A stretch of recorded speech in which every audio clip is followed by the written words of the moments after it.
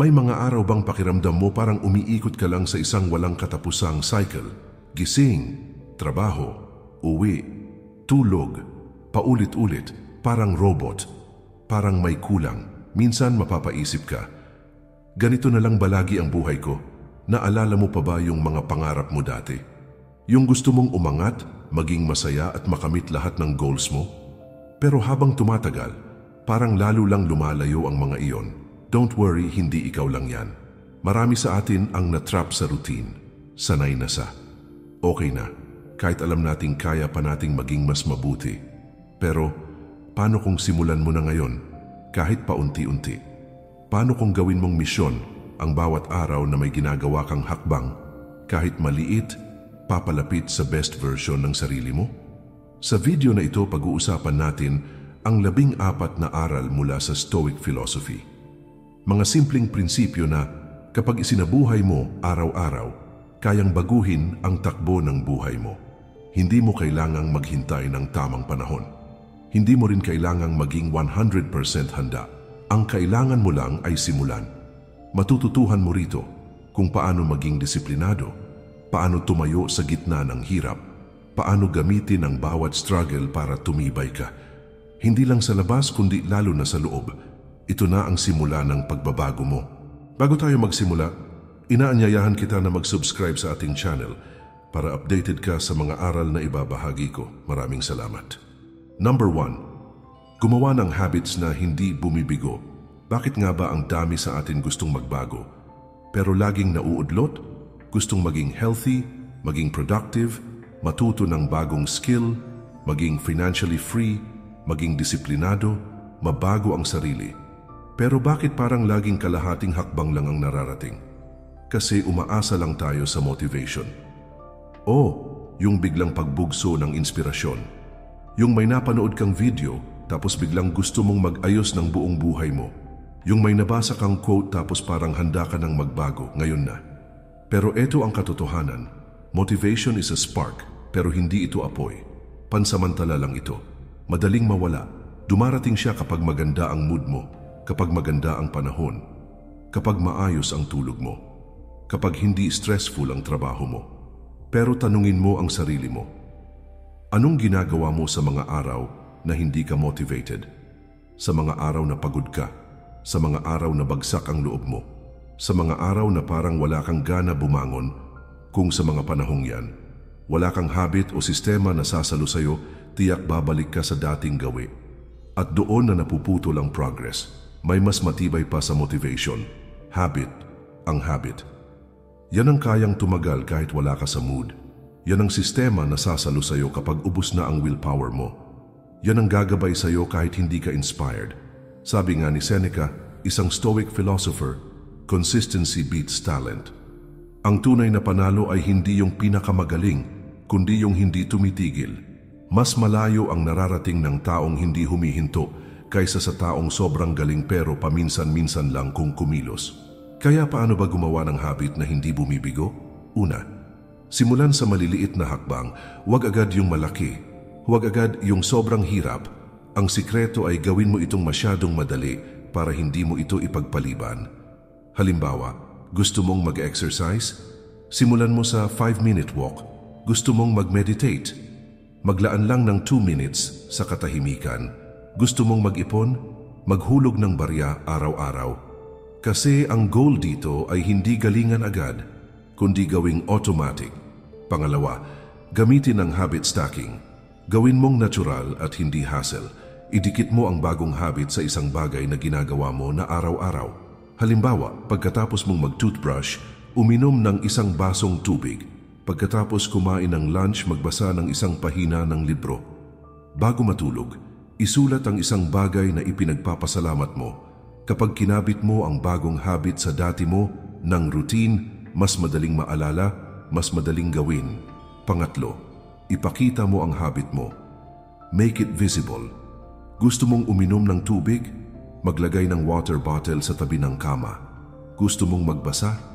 Ilagay ang libro sa ibabaw ng lamesa, hindi sa loob ng drawer.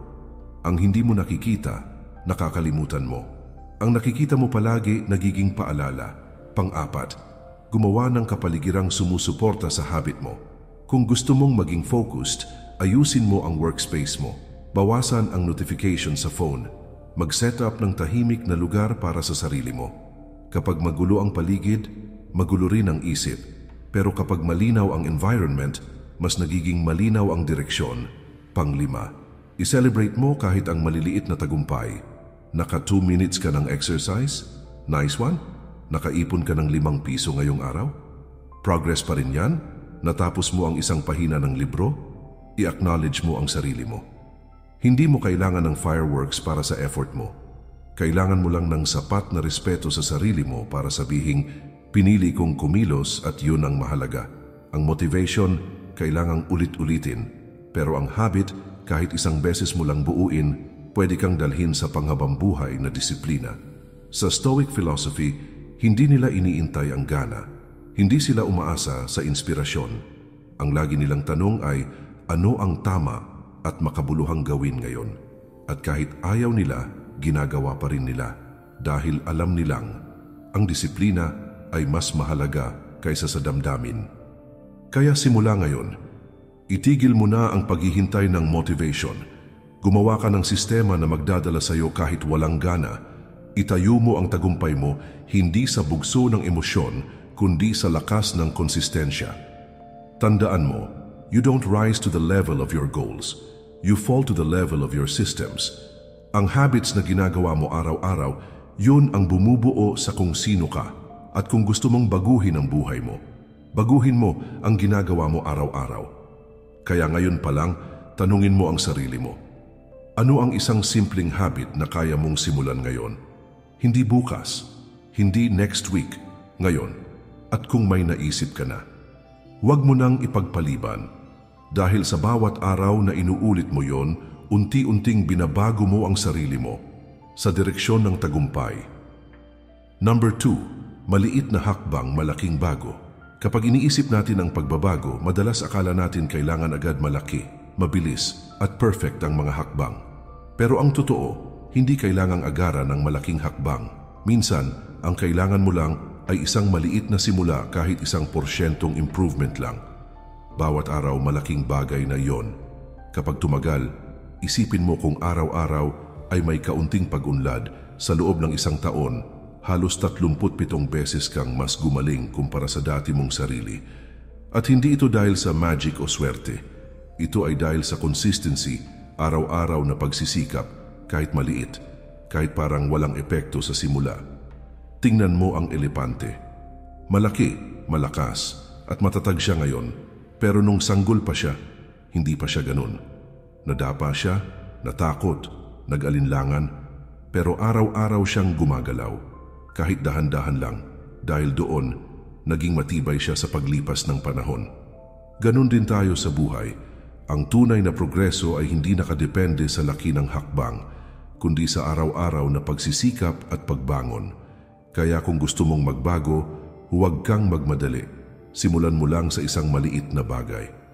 Halimbawa, gusto mong maging healthy? Uminom ng 1 basong tubig sa umaga. Gusto mong matuto magbasa? Magbasa ng kahit 1 pahina araw-araw. Gusto mong mag-ipon? Magsimula sa 1 piso araw-araw. Maliit lang ang mga ito.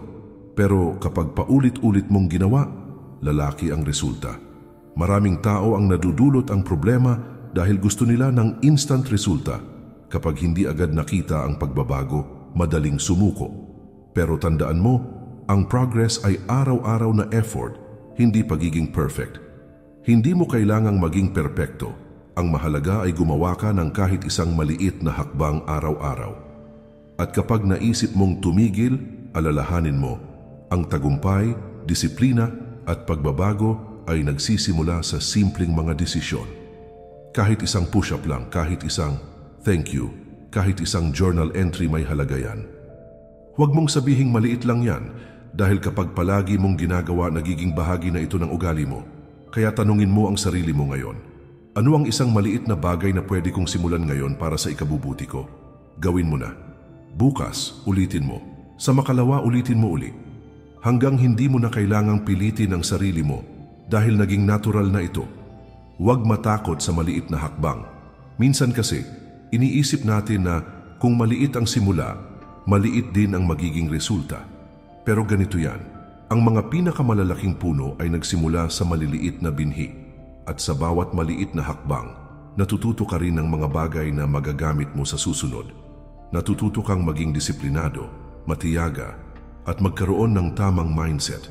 Kung minsan ang pagbabago ay hindi mo agad mararamdaman sa katawan o sa paligid mo, pero sa puso at isip mo, may nangyayaring pag-unlad na hindi mo nakikita agad. Ito ang mga pundasyon ng matibay at pangmatagalang pagbabago. Paano mo masisiguro na hindi ka susuko? I-set ang mga realistic na expectations. Walang overnight success sa totoong buhay. Kapag naintindihan mo ito, mas magiging matatag ka sa mga pagsubok. Maghanap ng suporta. I-share mo ang mga goals mo sa mga taong makakapag-motivate sa'yo. Kapag may kasama ka, mas madali ang pag-abot sa mga pangarap. I-track ang progress mo. Mag-journal o gumamit ng app para makita mo ang mga maliliit mong tagumpay.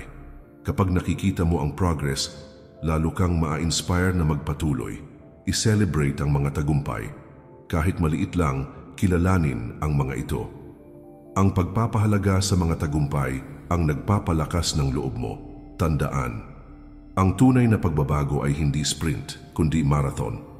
Hindi ito tungkol sa kung gaano kabilis ka umusad, kundi kung gaano ka katagal magtatagal. Kaya huwag magmadali, huwag mawalan ng pag-asa. Sa bawat maliit na hakbang, mas lalapit ka sa taong gusto mong maging. Kung handa ka nang magsimula, gawin mo na ngayon. Hindi kailangang perfect, sapat na gumawa ka ng simula. Ikaw ang may control sa iyong buhay, gawin mong makabuluhan bawat araw. Number 3. Lumago sa gitna ng discomfort. Alam mo ba kung saan talaga nangyayari ang tunay na pag-unlad? Hindi ito nangyayari sa comfort zone, hindi sa mga bagay na sanay ka na, madali o walang hamon. Ang tunay na growth ay nangyayari kapag lumalabas ka sa lugar kung saan ka komportable. Sabi ni Seneca, isang Stoic philosopher, ang hirap sa buhay ay parang training ng kaluluwa. Ibig sabihin, ang mga pagsubok at paghihirap ang nagpapalakas sa atin. Diyan tayo tumitibay at doon tayo mas lumalalim bilang tao. Pero bakit nga ba maraming tao ang natatakot sa discomfort? Kasi mahirap ito, nakakakaba, nakakapagod, madali tayong mapagod, lalo na kapag paulit-ulit ang hirap na nararanasan natin.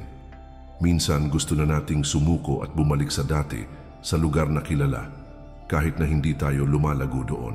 Pero tandaan mo, ang buhay ay hindi tungkol sa pagiging komportable, kundi sa pagiging matatag. Isipin mo ito, lahat ng mahahalagang bagay sa buhay ay dumaan muna sa hirap. Natututo kang magsalita sa harap ng tao, pero kinabahan ka muna. Nakapagsimulang mag-ipon, pero tiniis mo muna ang mga gastusin. Naging matatag ka, pero bago yon, maraming pagsubok kang dinaanan. Ibig sabihin, kung gusto mong lumago, kailangang tanggapin mo ang discomfort. Hindi ito kalaban mo, isa itong guro. Discomfort ang nagtuturo sa iyo ng mga mahahalagang aral. Discomfort ang nagpapalakas ng iyong karakter at disiplina. Kapag hinarap mo ito, napapalawak mo ang iyong kakayahan, napapalakas mo ang iyong loob. Ngayon, tanungin mo ang sarili mo, ano ang isang bagay na gusto kong gawin pero natatakot ako? Maaring ito ay pakikipag-ayos sa taong may tampo sa iyo, pag-a-apply sa bagong trabaho, pag-share ng gawa mo online, o kahit simpleng paglabas mag-isa para subukan ang bago. Ano man iyon, subukan mong gawin ngayong linggo, kahit maliit lang na hakbang. Hindi kailangang biglaan o sobrang laki. Pwede mong simulan sa simpleng paraan tulad ng pagme-message muna sa isang tao, pagre-research tungkol sa gagawin mo. Ang mahalaga, harapin mo ang takot mo, huwag mong iwasan. Kapag tinanggap mo ang discomfort, unti-unti mong mapapansin na mas lumalakas ang iyong loob. Mas nagiging madali ang mga dating kinatatakutan mo. Ang mga hadlang na dati ay tila napakalaki, ngayon ay unti-unting natitinag. Dumadating ang araw na yung dating kinatatakutan mo, kaya mo na. Parang unang araw mo sa school o unang job interview. Kinabahan ka noon pero ngayon normal na lang iyon dahil hinarap mo, inulit mo at hindi ka umatras. Kaya sa susunod na matakot ka, tanungin mo ang sarili mo, ito ba ay chance para ako'y matuto at lumago? At kung oo ang sagot, gawin mo kahit mahirap. Kung natutunan mong yakapin ang discomfort, magiging mas matibay ka sa kahit anong pagsubok. Lalo kang magiging handa sa mga hindi inaasahang hamon ng buhay. Kapag tinanggap mo ang mga mahirap na sandali, magiging mas malinaw ang iyong pananaw at mas malakas ang iyong paninindigan. Tandaan, ang comfort zone ay lugar ng pahinga, hindi ng pag-unlad. Kaya kung gusto mong gumaling, tumatag at maabot ang mga goals mo, kailangan mong matutong yakapin ang hindi komportable. Dahil sa bawat takot na hinarap mo, may bagong tapang na nadagdag sa'yo. Ngayong linggo, subukan mong gawin ang isang bagay na kinatatakutan mo. At pagkatapos, sabihin mo sa sarili mo, lumago ako ngayon. Number 4, araw-araw mahalaga. Ang buhay ay parang isang lubid at bawat araw ay isang hibla, manipis, mahina, pero kapag pinagsama-sama, nagiging matibay, matatag at makapangyarihan. Kapag ginamit mo ang araw mo ng tama, lumalakas ka. Pero kapag sinayang mo ito, unti-unti kang humihina kahit hindi mo agad napapansin. Isipin mo, ilang araw na ba ang dumaan na parang wala lang?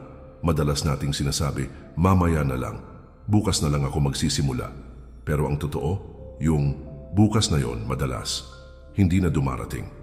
Sabi ni Marcus Aurelius, isang Stoic philosopher, isipin mong pribilehiyo ang bawat umaga na ikaw ay buhay pa. Ibig sabihin, ang bawat paggising ay hindi basta-basta lang. Ito ay bagong pagkakataon para magbago, para gumawa ng tama, at para unti-unting mapalapit sa taong gusto mong maging.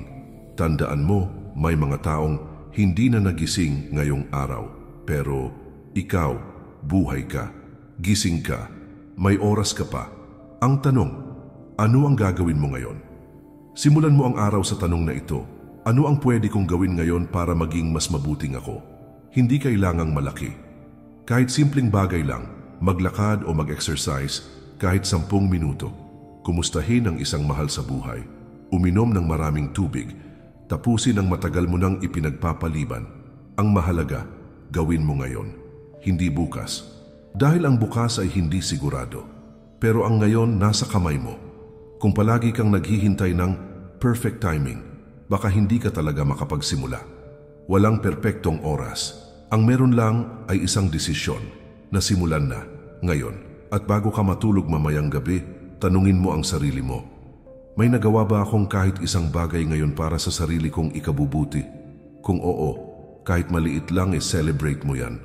Dahil ang tagumpay ay hindi isang malaking hakbang, kundi mga maliliit na hakbang, araw-araw. At kung wala kang nagawa ngayon, ayos lang. Pero huwag mo na ulitin bukas. Gamitin mo ang pagkukulang mo bilang paalala, hindi para saktan ang sarili, kundi para itulak kang magsimula ulit. Tandaan, ang tunay na pagbabago nagsisimula sa isang simpleng desisyon na hindi mo sasayangin ang araw mo. Kaya bukas, pagkagising mo, tanungin mo ulit ang sarili mo, ano ang kaya kong gawin ngayon para umangat kahit kaunti? At kapag may naisip ka, huwag mo nang antayin ang perfect mood o inspiration, simulan mo agad. Number 5, ang pag-unlad ay hindi selfish. May mga pagkakataon ba na gusto mo lang ayusin ang sarili mo, pero may nagsabi sa'yo, ang selfish mo naman, parang mali kapag inuuna mo ang sarili mong kalusugan, kapayapaan o pangarap? Pero eto ang totoo, ang pag-aayos sa sarili ay hindi pagiging makasarili. Sabi nga ni Seneca, isang Stoic philosopher, kung gusto mong tumulong sa mundo, unahin mong ayusin ang sarili mo. Ibig sabihin nito, kung gusto mong maging mabuting anak, magulang, kaibigan o partner, dapat maayos ka muna. Paano ka tutulong sa iba kung ikaw mismo ay pagod, nalilito, o ubos na ang lakas? Paano ka magbibigay ng payo kung ikaw rin ay gulong-gulo? Paano mo aalagaan ang ibang tao kung ang sarili mo ay hindi mo maalagaan? Hindi mo kayang ibigay ang wala ka. Kaya kung gusto mong maging mas mabuting tao para sa ibang tao, kailangan mong simulan sa sarili mo. Hindi ito pagiging makasarili, ito ay paghahanda sa sarili para mas may maibahagi ka sa iba. Isipin mo na lang ang 2 baso, isang puno ng tubig, isang halos walang laman. Sino-sino ang kayang magbigay ng mas marami? Siyempre, yung basong puno. Ganon din sa buhay. Kapag buo ka, malusog, malinaw ang isip, at may katahimikan, mas kaya mong magmahal, mag-alaga, at umintindi. Halimbawa, kapag malakas ang katawan mo, may energy kang tulungan ng pamilya. Kapag maayos ang emosyon mo, mas kalmado kang humaharap sa problema. Kapag may oras ka para sa sarili mo, mas may kalidad din ang oras mo para sa mga mahal mo sa buhay. At ang totoo, hindi mo kailangang ipaliwanag sa lahat ang ginagawa mong pag-aalaga sa sarili. Hindi mo rin kailangang humingi ng sorry kung minsan inuuna mo ang sarili mo. Ang mga totoong nagmamahal sa iyo, maiintindihan nila yan una, at sa bandang huli, makikinabang din sila sa pagbabago na ginagawa mo. Kaya simula ngayon, alisin mo na sa isip mo na mali ang unahin ng sarili. Gawin mo ito para mas lumakas ka, mas makapagbigay ka, mas makasama mo ang mga taong mahalaga sa iyo ng buo ang loob. Tandaan, ang pag-unlad ay hindi selfish, ito ang daan para mas marami kang matulungan. Kaya huwag ka nang magdalawang isip, ayusin mo ang sarili mo dahil yan ang pinakamagandang regalo na maibibigay mo sa iba. Madalas nating nakikita sa lipunan ang maling pagkaintindi sa salitang selfish. Parang masama ito pero sa totoo lang, may dalawang klase ng selfishness, ang destructive at ang constructive. Ang destructive selfishness ay yung sobra at walang pakialam sa iba. Pero ang constructive selfishness ay yung pag-prioritize mo sa sarili mo para makapag-grow. Para kapag handa ka na, makatulong ka ng mas malaki sa iba. Kapag pinabayaan mo ang sarili mo, nagkakaroon ka ng kakulangan sa enerhiya, lakas at emosyonal na kapasidad. Ito ang nagiging dahilan kung bakit minsan hindi natin kaya ibigay ang buong suporta sa mga mahal natin. Sa bawat araw na pinapangalagaan mo ang sarili mo, nagbibigay ka rin ng regalo sa mga tao sa paligid mo. Isang mas malakas, mas masaya at mas maayos na ikaw. Kaya huwag matakot maglaan ng oras para sa sarili mo. Ito ay isang investment sa kalusugan, emosyon at kinabukasan mo. At tandaan, sa pagtahak mo sa landas ng pagbabago, huwag mong hayaang ang opinyon ng iba ang pumigil sa iyo. Ikaw ang may hawak ng buhay mo at ikaw ang may responsibilidad na alagaan ito. Number 6. Itigil ang pagkumpara. Isipin mong tumatakbo ka sa isang karera, nakafocus ka, maayos ang paghinga mo, malakas ang bawat hakbang, pero bigla kang tumingala, tumingin sa kaliwa, tapos sa kanan, tinitingnan mo kung sino ang nauuna sa iyo. Ano ang nangyari? Nawalan ka ng focus, bumagal ang takbo mo. Ganyan ang epekto ng pagkumpara sa iba. Hindi ka nito pinapabilis, hindi ka nito pinapaganda. Mas lalo ka lang bumabagal at natitinag. Sabi ni Epictetus, isang Stoic philosopher, mag-focus ka sa mga bagay na kaya mong kontrolin. At totoo iyon, hindi mo kontrolado ang buhay ng ibang tao. Hindi mo hawak kung ano ang meron sila, kung gaano sila kabilis umasenso, o kung gaano sila kasaya. Pero ang hawak mo ay ang sarili mo, ang disiplina mo, ang iniisip mo at ang ginagawa mo araw-araw. Isa pang madalas na problema, lalo na sa panahon ngayon, ay dahil sa social media. Dito natin napapansin ang buhay ng iba, ang ganda ng trabaho nila, ang saya nila sa travel, o ang tila perfect nilang relasyon. Pero habang nakikita mo, yan, nasa kwarto ka lang, pagod, nagtataka, naiiwan ka ba? Bakit parang ikaw lang ang nahuhuli? Ngunit tandaan, ang social media ay highlight reel lang ng buhay ng tao. Pinipili lang nila ipakita ang magagandang parte, hindi mo alam ang totoong pinagdadaanan nila. Kaya wag mong i-compare ang totoong buhay mo sa best moments lang ng iba. Kung gusto mo ng simpleng tip, huwag muna gumamit ng social media sa unang oras ng umaga. Bakit? Pagkagising mo pa lang, ang utak mo ay agad napupuno ng achievements ng iba. Nasisira agad ang mood mo. Imbis na ma-inspire, nawawalan ka pa ng gana. Mas maganda kung gagamitin mo ang umaga para sa sarili mong improvement. Pwedeng gawin mo ito. Gumising ng mas maaga. Magsulat ng goals sa notebook. Magbasa kahit konti. Mag-stretching o tahimik na pagninilay. O kahit simpleng walang cellphone muna ng isang oras. Sa halip na pagkumpara, ang araw mo ay magsisimula sa focus at layunin. Tandaan mo ang sukat ng progress mo ay hindi ang ibang tao, kundi ang sarili mong improvement. Araw-araw, tanungin mo ang sarili mo, mas maayos ba ako ngayon kaysa kahapon? Kung Oo, panalo ka na. Kahit maliit na progress lang, basta ikaw ang basehan, panalo ka pa rin. Huwag mong hayaang ang mga kwento ng tagumpay ng iba ang magdikta ng halaga mo. Hindi mo nakikita ang mga pagsubok nila, ang kanilang mga gabi na walang tulog, ang kanilang mga pagkabigo bago sila umangat.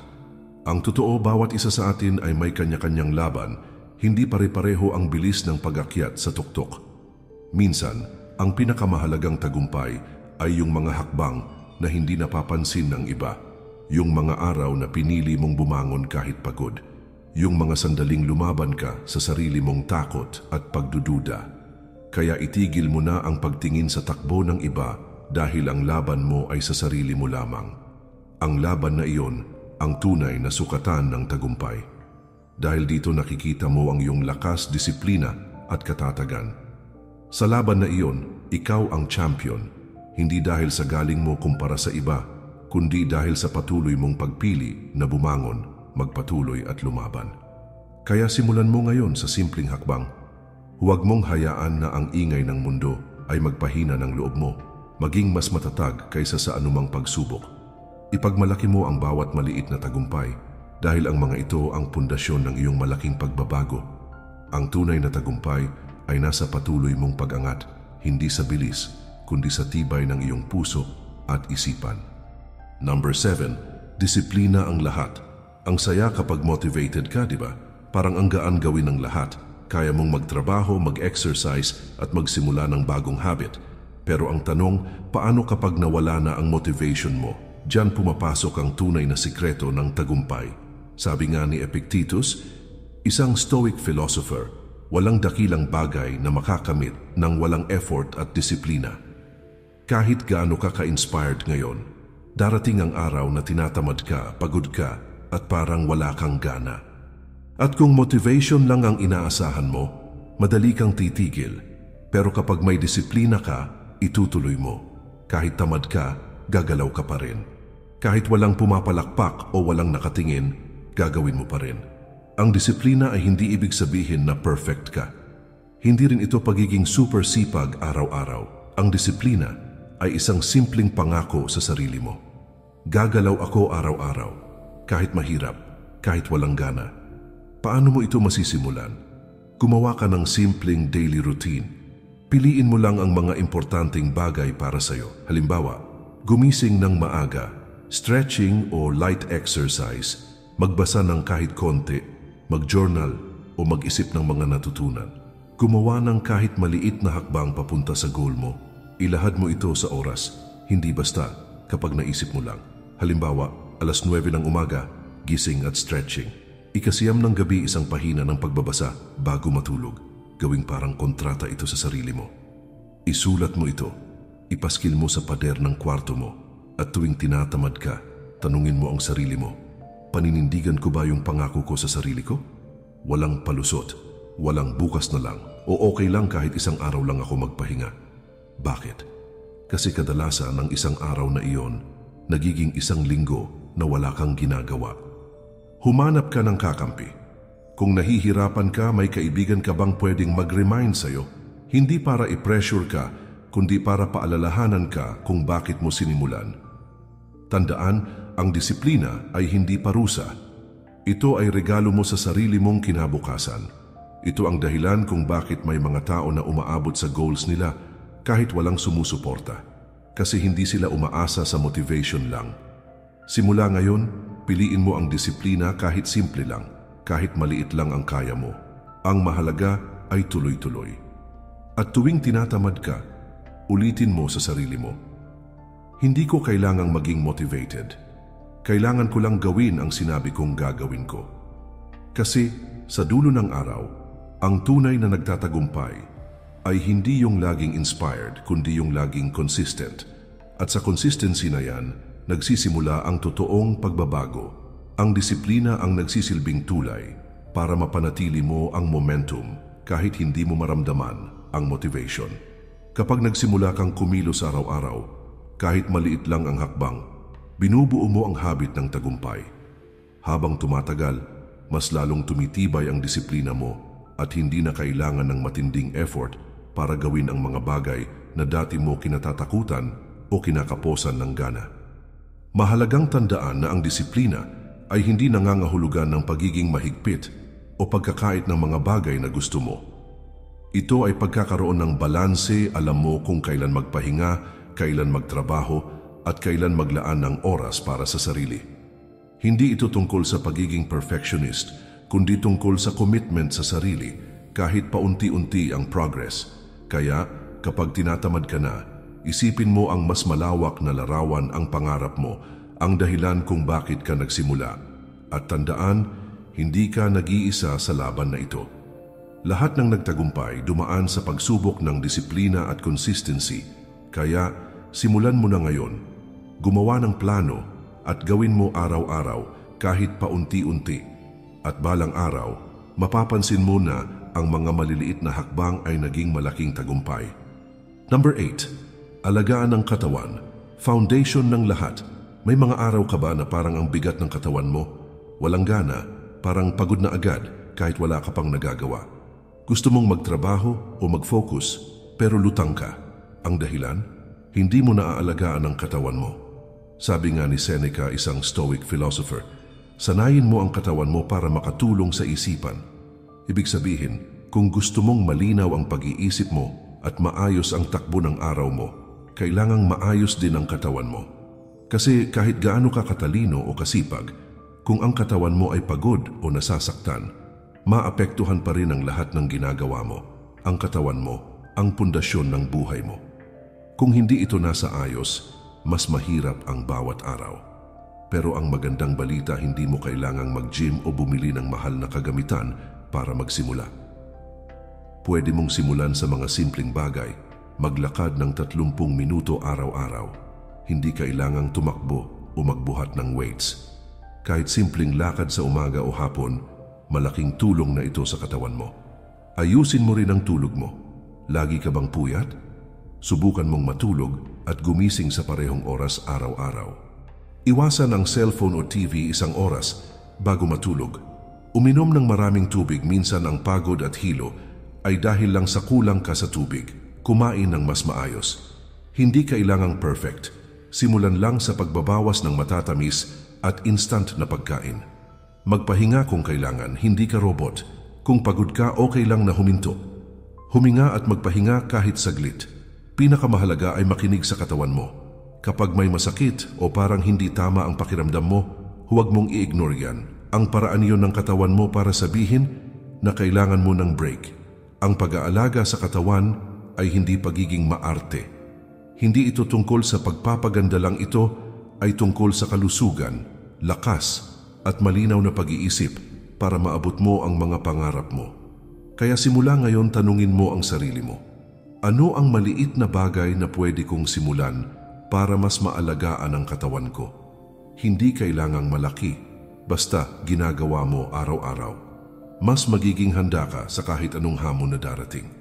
Dahil tandaan mo, mas gumagana ang isip at puso kapag malusog ang katawan. Number 9. I-prioritize ang pag-invest sa sarili. May tanong ako sa iyo, kailan mo huling inuna ang sarili mo nang walang guilt, nang walang paliwanag, at nang walang takot sa opinyon ng iba? Marami sa atin tinuruan na unahin mo ang iba, maging mabait, maging maalalahanin. Isakripisyo mo na lang sarili mo para sa kapakanan ng iba at hindi ito masama. Pero kapag palagi mo na lang inuubos ang sarili mo para sa lahat, anong natitira para sa iyo? Sabi ni Marcus Aurelius, isang Stoic philosopher, palakasin mo ang iyong katawan at isipan dahil dito nakasalalay ang lahat. Lahat trabaho mo, pamilya mo, relasyon mo, mga pangarap mo, nakasalalay sa kung gaano ka katatag sa loob at labas. Paano ka makakapagbigay ng oras, pagmamahal at tulong kung ubos ka na? Paano mo maibibigay ang best version mo kung halos wala ka ng natitirang enerhiya? Ang simpleng sagot, hindi mo kayang ibigay ang wala ka. Self-care is not selfish. Ito ay survival. Simula ngayon, bigyan mo ng pahintulot ang sarili mong alagaan ang sarili mo. At hindi ito kailangang magarbo, mamahalin o Instagram-worthy. Ang totoong pag-aalaga sa sarili ay makikita sa simpleng disiplina. Magbasa kahit 10 minuto bawat araw para lumawak ang isip. Maglakad-lakad para makahinga ang utak. Matulog ng sapat kahit hindi mo pa natatapos ang lahat ng gawain. Magpahinga kapag pagod nang walang guilt. Hindi mo kailangang sabihing deserve ko ang pahinga. Dahil kailangan mo ito. Mag-reflect, huminga, magtanong sa sarili. Anong nararamdaman ko ngayon? Ano ang kailangan kong i-let go? Saan ako dapat mag-focus? Ang simpleng habit na ito, araw-araw, parang paghahasa sa sarili mong palakol. Habang mas lumalakas ang katawan at tumitibay ang isipan mo, mas nagiging handa ka sa hamon ng buhay. At ito pa ang isang mahirap pero mahalagang aral. Matutong magsabi ng hindi. Hindi mo kailangang sumagot agad sa lahat ng chat. Hindi mo kailangang dumalo sa lahat ng lakad. Hindi mo kailangang palaging oo sa lahat ng hinihingi. Kapag alam mong hindi na ito nakakatulong sa'yo, okay lang tumanggi. Dahil ang oras mo ay mahalaga. Ang energy mo ay limitado. At kung hindi mo ito iingatan, ubos ka na. Bago mo pa maibigay ang tunay mong halaga. Kaya simula ngayon, huwag mong isantabi ang sarili mo para lang mapalugod ang lahat. Ang pagbibigay ng buo mong sarili ay posible lang kapag buo ka talaga. Punuin mo muna ang sarili mo. Bigyan mo ng espasyo ang katawan mo na magpahinga. Bigyan mo ng pagkakataon ang isip mo na tumahimik. Bigyan mo ng respeto ang sarili mong pangangailangan. Dahil ang totoo, ikaw ang pinakamahalagang asset mo. At kung ikaw mismo ang hindi nag-i-invest sa sarili mo, sino ang gagawa nito para sa'yo? Ngayong araw, tanungin mo ang sarili mo, anong simpleng bagay ang pwede kong gawin para alagaan ang sarili ko ngayon? At kapag may naisip ka na, gawin mo na. Huwag mo nang ipagpaliban pa.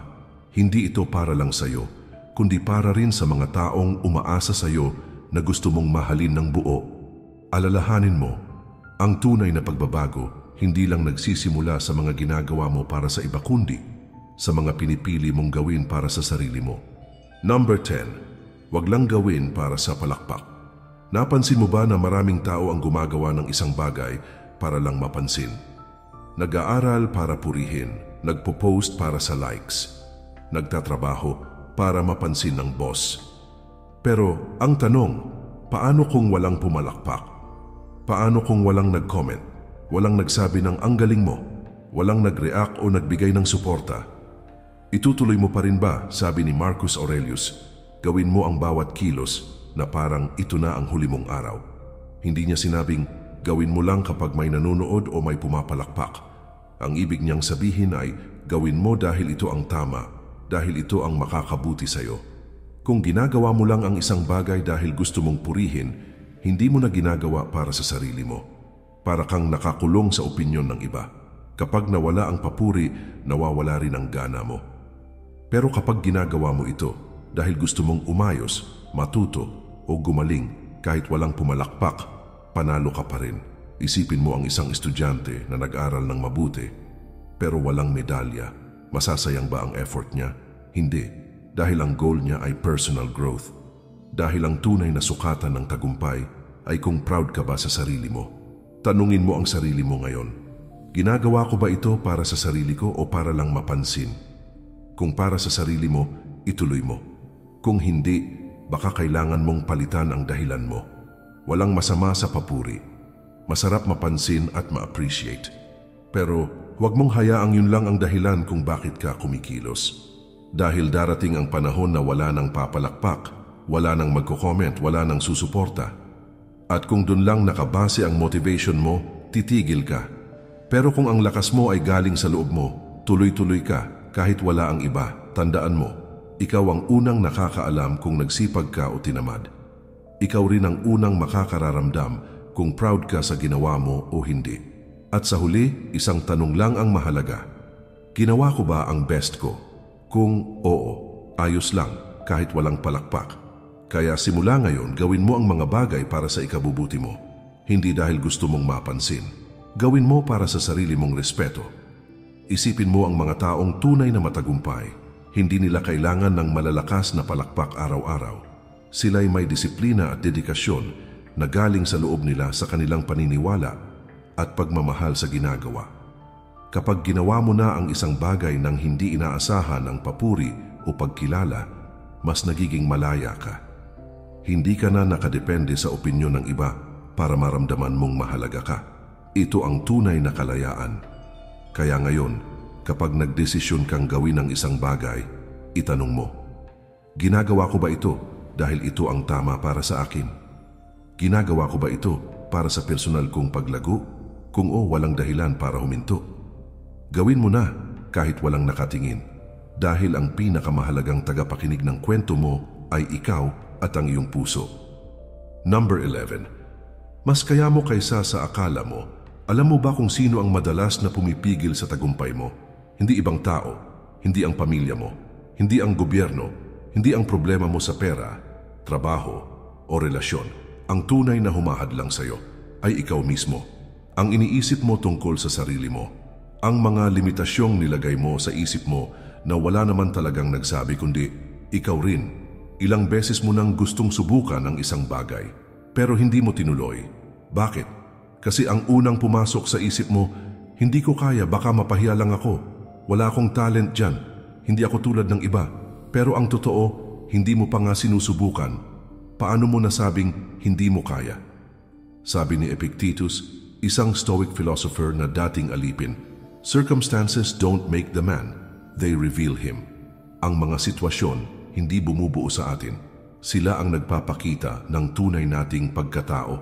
Ibig sabihin, ang problema, ang hirap, ang kabiguan, hindi sila ang dahilan para hindi ka magtagumpay.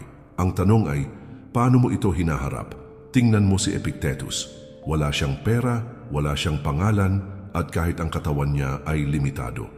Pero sa kabila ng lahat ng iyon, naging isa siya sa mga pinakarespetadong pilosopo sa buong kasaysayan. Bakit? Dahil hindi niya hinayaang ang sitwasyon niya ang magtakda ng magiging buhay niya. Kaya ang tanong, bakit ikaw na may mas maraming resources, mas maraming oportunidad, at mas malayang pumili ay agad sumusuko? Ang unang kailangang mong baguhin ay hindi ang mundo, kundi ang paniniwala mo sa sarili mo. Magsimula ka sa simpleng affirmation. Kaya ko ito. Kahit kinakabahan ka, kahit hindi mo pa alam ang buong proseso, kahit walang guarantee na magiging successful ka agad. Dahil sa totoo lang, walang taong 100% handa. Walang taong sinabihan ng mundo, ito na ang perfect timing. Ang mga taong nagtatagumpay ay hindi yung laging handa. Sila yung gumagalaw kahit hindi pa buo ang plano. Sila yung natututo habang ginagawa. Sila yung tinutulungan ng momentum dahil nagsimula na sila. Kapag naniwala kang kaya mo, mas nagiging matatag ka sa pagtanggap ng pagkakamali. Mas nagiging matiyaga ka sa paulit-ulit na pagsubok. Mas bukas ka sa pagtanggap ng feedback at pagbabago. At ang pinakamahalaga, mas hindi ka natatakot magsimula. Paano mo malalaman kung kaya mo kung hindi mo sinusubukan at kung magkamali ka? Walang masama.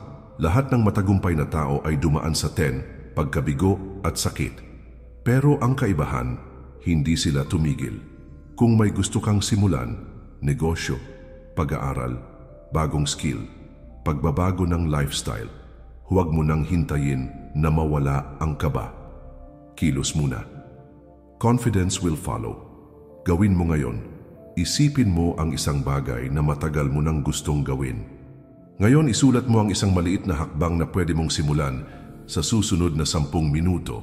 Halimbawa, gusto mong matuto ng English, mag-download ng app o manood ng isang 5-minute English video. Gusto mong pumayat, tumayo ka, maglakad-lakad, kahit 10 minuto lang. Gusto mong magnegosyo, magbasa ng article tungkol sa business na interesado ka. Hindi kailangan malaki, hindi kailangan perfect. Ang mahalaga, simulan mo. Dahil sa bawat maliit na hakbang, unti-unti mong mababasag ang maling paniniwala na mahina ka. Makikita mo, uy, kaya ko pala.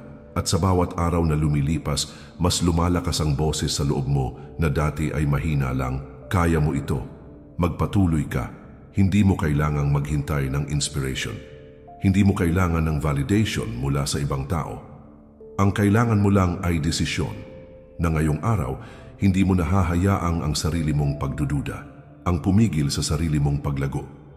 Paalala mula sa Stoics, it's not because things are difficult that we do not dare. It is because we do not dare that they are difficult. Kaya mo, pero kailangan mong subukan. Simula ngayon, itigil mo na ang pagbubulag sa sarili mong lakas. Magsimula kang maniwala dahil ang totoo, mas kaya mo kesa sa akala mo. Number 12, bigyang halaga ang quality time. Naranasan mo na bang kasama mo ang isang tao pero parang wala ka namang talaga doon? Andyan ka sa katawan pero ang isip mo ay nasa trabaho, cellphone o ibang bagay. Ganyan din tayo minsan kahit mag-isa lang. Akala natin may me time na tayo pero habang nanonood ng movie, nag-i-scroll pa rin tayo sa phone, nagmamagazine o nagbabasa pero hindi naman naiintindihan dahil lutang ang utak. Tandaan mo, hindi sa haba ng oras nasusukat ang halaga nito, kundi sa kung gaano ka ka-present sa sandaling iyon. Sabi ni Seneca, isang Stoic philosopher, hindi naman kulang ang oras, sinasayang lang natin ito. Hindi mo kailangang magkaroon ng buong araw para maging makabuluhan ang oras mo. Kahit ilang minuto lang basta buo ang atensyon mo, quality time na iyon. Halimbawa, kapag kumakain kayo ng pamilya mo, ibaba mo ang cellphone, tumingin sa mga kasama mo, makinig ng tunay, hindi lang basta okay ng okay kundi damhin at intindihin ang sinasabi nila. Kapag nagtitext ka o nagbabasa, iwasan ang sabay-sabay na gawain. Kapag naglalakad ka para mag-relax, huwag mo munang tingnan ang notifications. Sobrang dami ng distractions ngayon, social media, messages, trabaho. Dahil dito hindi na natin naibibigay ang buong atensyon, kahit sa sarili natin o sa ibang tao. Kung gusto mong maging mas maayos na tao, mas malalim na kaibigan, o mas present na anak, matutong ibigay ang 100% presensya. Bigyan mo ng oras ang mga taong mahal mo. Hindi lang basta kasama ka, kundi maramdaman nila na andyan ka talaga, na nakikinig ka, na handa kang umunawa, na pinapahalagahan mo sila. At huwag mong kalimutan ang sarili mo. Hindi lang basta pahinga na may kasamang cellphone. Bigyan mo ng oras ang sarili mo para mag-isip, mag-reflect, at mag-recharge.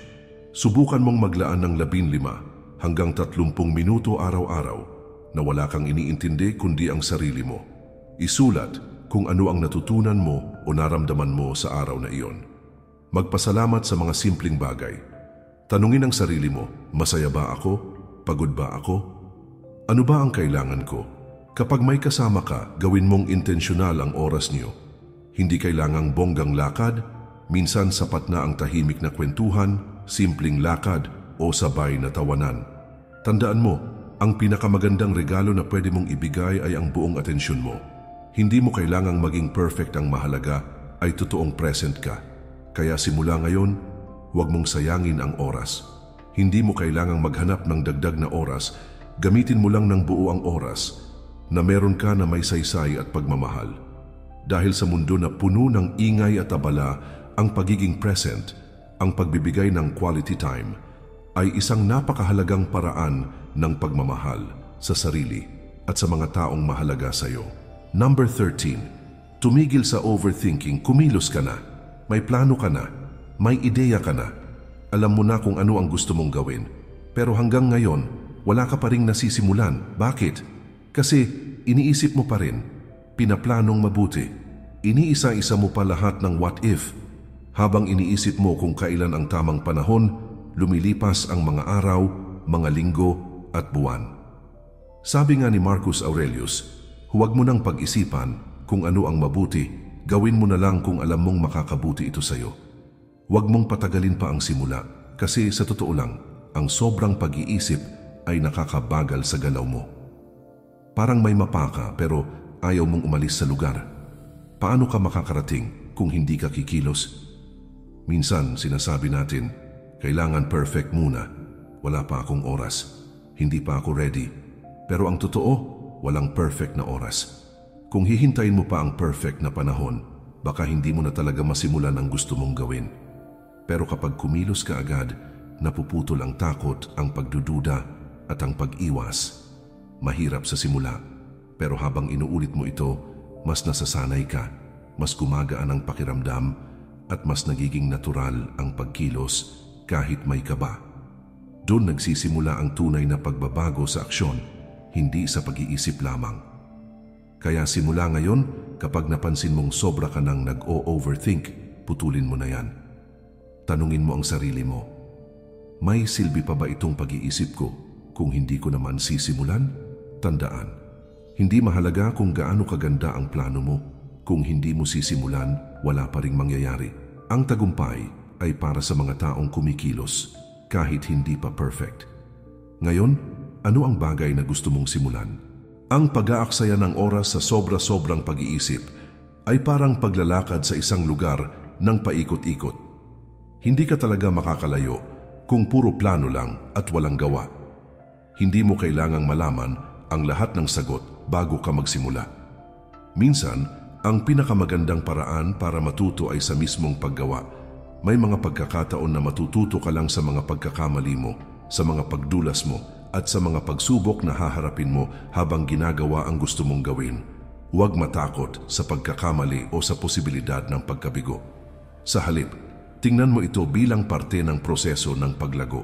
Kung patuloy kang magpaplanong mabuti at mag-o-overthink, mawawala ang momentum mo. Ang momentum ang susi para tuloy-tuloy ang pag-abante. Kapag nagsimula ka na, kahit maliit pa lang ang hakbang mo, mas madaling dadaloy ang enerhiya mo at madadagdagan ang kumpiyansa. Lahat ng malalaking tagumpay ay nagsimula sa maliit na kilos. Kaya huwag mo nang hintayin ang perfect na panahon o kondisyon. Ang pinakamahalaga ay ang simula. Maging gentle sa sarili mo. Kung mabagal ka man, okay lang yan. Ang mahalaga ay hindi ka tumitigil at patuloy kang sumusubok. Isipin mo rin na habang kumikilos ka, nagiging inspirasyon ka sa iba. Ipinapakita mo na kaya mong talunin ang sariling takot at pagdududa. Hindi mo kailangang mag-isa sa laban na ito. Hanapin mo ang mga taong sumusuporta sa iyo at huwag kang matakot humingi ng tulong kung kailangan mo. Pero sa huli, ang unang hakbang ay ikaw ang gagawa. Simulan mo ang pag-abot ng pangarap mo, ng pagbabago na gusto mong makita sa buhay mo. Hindi lang ito simpleng tip, ito ay panawagan para sa iyo na gawin mo na ang gusto mong gawin dahil karapat-dapat ka sa tagumpay na iyon. Number 14, matutong magparaya para lumaya. Sa buhay may mga laban na kailangang ipaglaban, pero may mga laban din na mas matalino kung palalampasin mo na lang. Hindi lahat ng bagay ay kailangang hawakan ng mahigpit dahil minsan ang pinakamatibay na tao ay iyong marunong bumitaw. Ang pagparaya ay hindi kahinaan, kundi tanda ng tapang at karunungan. Ito ay pagpapakita ng respeto sa sarili at sa mga taong kasama mo sa buhay. Sabi nga ni Epictetus, hindi natin kontrolado ang lahat sa mundo. Kaya ang matalinong tao ay natutong irespeto ang hangganan ng kanyang kapangyarihan. Kapag sobra kang napipilitang manatili sa isang relasyon, trabaho, o sitwasyon na walang respeto, wala kang pinapalad, kundi ang maubos ang iyong lakas at pagkatao. Hindi mo kailangang gawing giyera ang buhay mo. Ang totoong kapayapaan ay nagsisimula kapag natutunan mong ilabas ang mga pabigat na hindi na dapat buhatin. Ang pagparaya ay isang napakalaking hakbang para sa sariling paglaya, hindi dahil wala ka ng laban, kundi dahil pinipili mong ilaan ang iyong oras, lakas at puso sa mga bagay na tunay na makakapagpaganda ng iyong buhay. Hindi mo kailangang patunayan sa iba na kaya mong magtiis o magpakatatag. Ang tunay na lakas ay nakikita sa pagtanggap ng katotohanan na may mga bagay na kailangang bitawan. Kapag matutunan mong magparaya, nagkakaroon ka ng puwang para sa mga bagong oportunidad, mas malalim na relasyon, at mas makabuluhang karanasan na magpapalago sa iyo bilang tao. Tandaan, ang hindi pagbibigay daan sa pagbabago ay parang pagtayo sa gitna ng agos na unti-unting humahatak sa iyo pababa. Minsan, kailangan mong hayaang lumipas ang mga bagay na nagpapabigat para magkaroon ng lakas at espasyo ang bago at mas mabuting mga bagay. Tanungin mo ang sarili mo ngayon, ano ang mga bagay o tao sa buhay ko na kailangan ko nang palayain para ako'y makalaya? Mga relasyon ba na paulit-ulit na lang ang sakit at walang pag-asa? Mga pangarap ba na hindi na talaga para sa akin pero pinipilit ko pa rin? Mga pagdududa at takot ba na pumipigil sa aking paglago? Hindi madali ang magparaya, minsan nasasaktan ka, napapahiya o natatakot kang mawalan. Pero tandaan, ang pagparaya ay hindi pagtatapos ng iyong kwento. Ito ay simula ng bagong yugto kung saan mas malaya at mas malakas kang lalaban. Kapag natutunan mong bumitaw, natututo ka ring magpatawad, hindi lang sa iba kundi sa sarili mo rin. Ang paghawak sa galit, sakit o sama ng loob ay pabigat na nagpapabagal sa iyong pag-abot ng iyong mga pangarap. Huwag kang matakot na iwan ang mga bagay na nagpapahirap sa iyo. Sa bawat pagbibitaw, mas lalo kang nagiging buo, mas malaya at mas handang harapin ang mga hamon ng buhay. Kaya ngayong araw, gawin mo ang matapang na hakbang. Palayain mo ang mga pabigat sa iyong puso at isipan para makalaya ang tunay na ikaw. Hindi mo kailangang gawin ito ng mag-isa. Humingi ka ng tulong, maghanap ng kausap, magdasal o magsulat ng mga saloobin mo. Mahalaga ang proseso ng paghilom at paglaya. Ang buhay ay isang paglalakbay ng patuloy na paglago at pagbabago. Ang pagparaya ay isang mahalagang bahagi nito, hindi bilang pagkatalo, kundi bilang pagkamit ng tunay na kalayaan. Tandaan, sa pagbitaw mo ng mga bagay na hindi para sa iyo, binubuksan mo ang pinto para sa mas magagandang biyaya. Hindi nangyayari ang tunay na pagbabago sa isang beses lang. Hindi dahil na-motivate ka ngayon ay okay na ang lahat. Ang tunay na pagbabago, pinipili mo araw-araw. Kahit pagod ka, kahit wala ka sa mood, kahit walang pumapalakpak, ginagawa mo pa rin. Para unti-unti gumanda ang buhay mo. At kung nandito ka pa hanggang dulo ng video na ito, ibig sabihin, handa ka ng magbago. Handa ka ng ayusin ang sarili mo. Paunti-unti, araw-araw.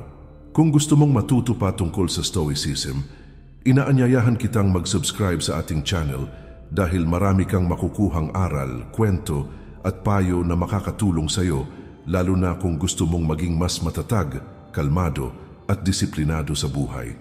Tandaan, ang Stoicism ay hindi lang basta iniintindi. Ginagawa ito araw-araw. Maraming salamat sa panunood.